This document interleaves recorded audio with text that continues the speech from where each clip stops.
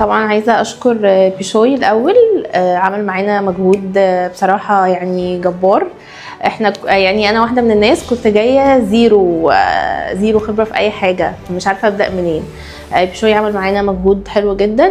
في اي وقت بصراحه كنت انا عن نفسي بحتاجه، كان بيرد عليا في اي وقت انا عايزه اي حاجه، مسقطه في اي حاجه، نسيت اي حاجه كنت برجع له بصراحه، كان بيتابع معايا. بالنسبه للاكسل انا كنت في حاجات كتير قوي بقف فيها في شغلي، كنت محتاجه برضو ان انا يعني حد يزق معايا شويه، يفهمني يعرفني.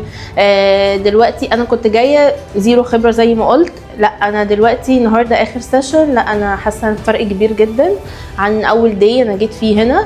وبرده في شغلي يعني بقيت بطبق حاجات كتير قوي، فبصراحه الكورس فرق معايا جدا، يعني فرق معايا بجد. فيعني حابه اشكره جدا وميرسي على الوقت الجميل ده. وحابه اشكرك يا يوستينا، واشكر زمايلي، انبسطت معاكم جدا.